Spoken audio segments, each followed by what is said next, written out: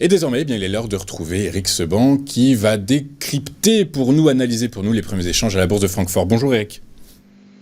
Bonjour. Merci Eric d'être avec nous ce matin comme tous les jeudis. Je rappelle que vous êtes trader, formateur et coach. Eric, simple respiration sur le DAX ou bien une apnée plus prolongée selon vous? Non, juste une respiration exactement comme on l'avait évoqué ensemble jeudi dernier. Je vous disais que c'était dans les jours prochains ce qui était le plus probable de se produire, à savoir une continuation du retour en arrière de cette baisse que le DAX a commencé à mettre en place avec beaucoup de régularité mais peu d'amplitude depuis le début du mois d'avril.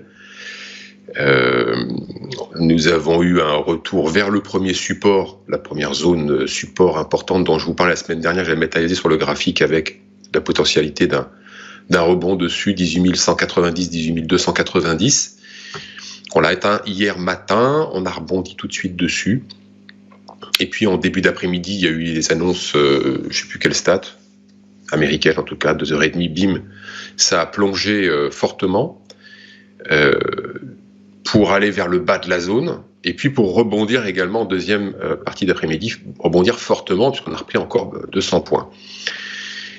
Après, il y a eu la Fed, mais la Fed, elle a vraiment absolument pas impacté ou même amplifié l'un ou l'autre des deux mouvements. Ni dans un sens ni dans l'autre, ça n'a bougé, on est resté à l'étal, donc on a terminé la journée au-dessus de ce support, cette zone de support, après avoir essayé une incartade à l'intérieur.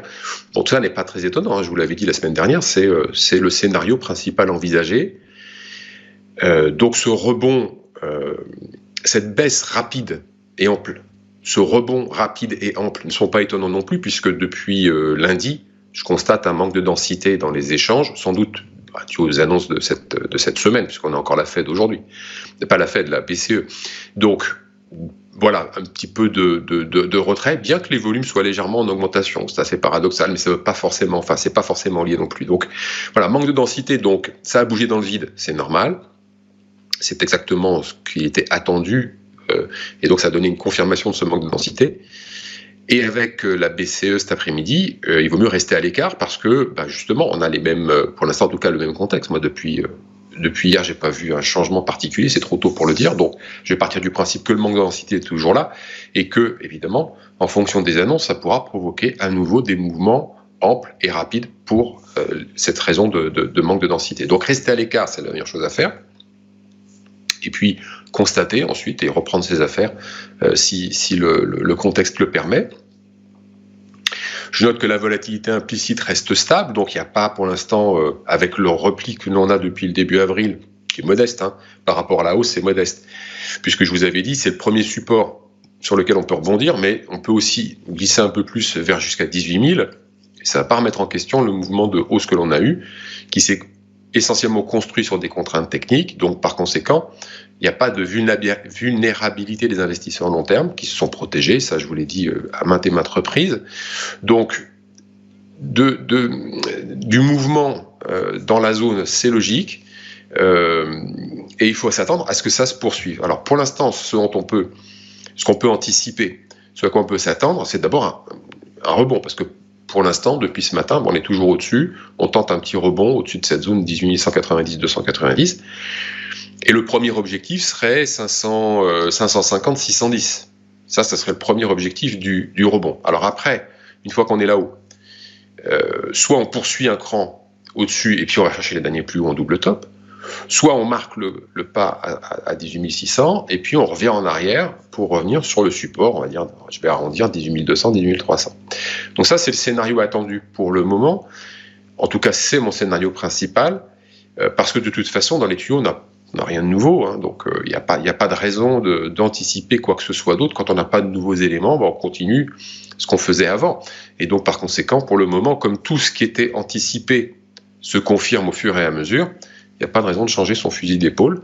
Donc la hausse n'est pas infirmée. Oui, il y a eu un signal technique, et encore, tout le monde ne l'a pas forcément eu. Moi j'en ai eu un, mais l'objectif de la baisse, de ce signal technique de baisse a déjà été atteint. Et sur le fond, en prenant un peu plus de recul, eh bien, on n'a pas de changement du contexte et on a surtout un mouvement de hausse qui n'est pas prêt de s'inverser avec 2-3 annonces de taux ou une stat sur l'emploi, quoi. Ouais, très clair. Alors, on a vu ce matin que les renseignements américains anticipaient avec une probabilité de assez importante une frappe iranienne sur des installations militaires israéliennes, tout comme les renseignements britanniques anticipent une frappe israélienne sur des complexes nucléaires iraniens. Du coup, à force des choses, tout ceci reste effectivement à confirmer, mais ça pourrait être peut-être le moment, le signe, les signaux que le marché anticipe de ce fameux signe noir qui pourrait faire dégringoler les marchés. Pour l'instant, c'est pas intégré dans votre scénario central, ces tensions géopolitiques qui se renforcent au Proche-Orient? Non, pour une raison simple, c'est que c'est pas un signe noir. Le signe noir, il prévient pas. Donc ça, il y a des nouvelles. Donc on identifie un risque. Un risque, ça se gère. C'est le signe noir qui se gère pas. Donc on peut se protéger d'un signe noir. On ne peut pas gérer ça comme du risque, puisque par définition, c'est une incertitude surprenante. Donc, en tout cas, moi, c'est comme ça que je l'intègre dans ma négociation sur les marchés. Donc j'ai le risque, je gère le risque, j'ai des scénarios, des process pour ça, quel que soit le risque. Et puis, il y a le signe noir. Donc, j'ai une protection globale contre l'imprévu. Pour moi, un signe noir, c'est Fukushima. Si vous me dites les renseignements disent ça, qu'ils nous disent dans quel ordre, comme ça on va peut-être éventuellement pouvoir. Non, de toute façon, vous savez déjà que je regarde pas les news, je regarde les graphiques, puisque de toute façon, même si vous avez une nouvelle qui est fiable, c'est pas la nouvelle qui est importante, c'est comment le gros du marché, l'ensemble des investisseurs finalement, va prendre la nouvelle et comment il va réagir. Est-ce qu'il va réagir sur la contrainte? Est-ce qu'il va réagir sur la conviction? Est-ce que ça va être un peu des deux? Et dans quelle proportion? On ne peut pas le savoir. Donc par conséquent, moi je ne vais pas essayer de me livrer à cet exercice. Je sais que j'ai perdu d'avance. Donc ce qui m'intéresse, comme je suis tout petit, c'est d'essayer de voir dans quel sens se déplacent les cours suite aux nouvelles. C'est comment les gros, l'ensemble du marché prend la nouvelle. Donc moi, savoir la nouvelle à l'avance, je ne saurais même pas quoi en faire. C'est un peu pile ou face. Vous pouvez avoir une bonne nouvelle à un marché qui baisse, une mauvaise nouvelle à un marché qui monte. On a vu ça 10 fois depuis 2020. Donc le paradigme a changé depuis quelques années et c'est toujours pareil. 2/3 des échanges sont des produits dérivés. Donc les produits dérivés, c'est des contraintes techniques qui s'imposent à tous les opérateurs de la même façon, puisque les contraintes techniques, c'est essentiellement lié aux règles de négociation des produits dérivés. Et qu'elles sont les mêmes pour tout le monde. Donc, quand on est en difficulté, on est contraint d'agir. Donc voilà, 2/3 des échanges, des produits dérivés égale contrainte technique pour ceux qui sont en difficulté.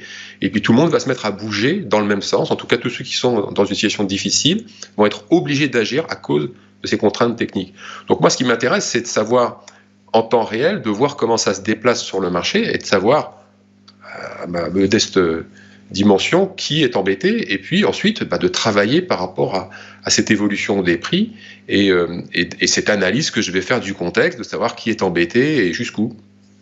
Mais la nouvelle, vous pourriez me donner la plus belle nouvelle du monde, je ne saurais pas quoi en faire. Sincèrement, je ne saurais pas quoi en faire. Éventuellement, je me dirais, un peu comme cet après-midi, je vais rester à l'écart, je reviens après. Ok, très clair. Autre chose, une dernière chose, Eric, la saison des résultats s'ouvre en Europe. Publicis va publier ses comptes aujourd'hui. Du coup, par la force des choses, pareil, finalement, le discours reste le même. Le fondamental, on le met un peu de côté, quelle que soit la publication des résultats. De toute façon, ça ne devrait pas avoir d'impact particulier sur des marchés extrêmement et de plus en plus techniques, finalement, par la force des choses. Alors, si vous êtes sur les actions, si, parce qu'en effet, le fondamental est une part importante de l'analyse. Lorsqu'on prend des décisions sur les actions, le fondamental, ça rentre en ligne de compte. Surtout si on est investi à long terme. Si c'est très court terme, si c'est pour faire des allers-retours sur le marché, ça sert à rien. On va utiliser la nouvelle de la même façon que je viens de vous le dire. On va voir comment ça réagit, prendre des décisions. Mais là, on est sur le très court terme. Donc, plus on est sur le court terme, plus ce sont des graphiques qu'on va utiliser, des indicateurs techniques, des outils qui sont adaptés au court terme. Les nouvelles fondamentales, l'analyse fondamentale, c'est pour le long terme. Donc tous ceux qui sont investis à long terme ou qui veulent recharger le portefeuille ou qui veulent prendre des décisions vont certainement avoir un œil sur les chiffres. Bon, mais de toute façon, ça ne va pas être le seul driver. Quand on fait l'analyse fondamentale, on va regarder les fondamentaux. Donc ce qui fait la vie de l'entreprise dans son passé, dans son avenir, dans son anticipation de ses résultats, dans ce qui font les forces et les faiblesses de l'entreprise. Voilà. Donc les simples résultats doivent pas être le seul driver, peut-être éventuellement pour des réactions à court terme, mais c'est tout. Donc là, on parle des actions. Moi, je suis sur les produits dérivés, donc évidemment que ça va pas impacter du tout ce qui va se passer, ou même si ça impacte, encore une fois, la réaction des investisseurs va m'intéresser, la nouvelle, pas du tout. Un publiciste qui a donc publié ce matin et qui confirme ses objectifs annuels après un début d'année solide. Ceci étant, les investisseurs prennent un peu leur bille, prennent leur bénéfice, puisque le titre perd 0,1%. Donc c'est à la marge quand même, quoi qu'il arrive. Mais en tout cas, effectivement, on comprend bien que quand on est sur les marchés actions, effectivement, le fondamental, ça a extrêmement de sens. Du coup, par la force des choses, il faut s'y intéresser. Mais quand on trade les options, comme vous, comme c'est le cas, finalement, le fondamental, on peut le mettre de côté. L'approche est plus chartiste, en fait. En réalité, on est à l'écoute des signaux que le marché va donner, des signaux techniques que le marché va donner, et non pas finalement réceptif au bruit fondamental qui peut envahir les marchés actions. Oui, on va être surtout focalisé sur l'évolution des prix. On va, par moment, quand c'est le bon moment, c'est dit d'indicateurs techniques. On va mixer les deux. Et puis, on va prendre des décisions de court terme. Voilà. Tout ce qui est court terme doit être essentiellement axé sur le graphique. Qu'on utilise des indicateurs techniques en plus ou pas. Mais plus on est court terme et moins on est fondamental au niveau de l'analyse. Très clair. Écoutez, merci beaucoup. Eric Seban, vous êtes trader, formateur et coach avec nous tous les jeudis matins.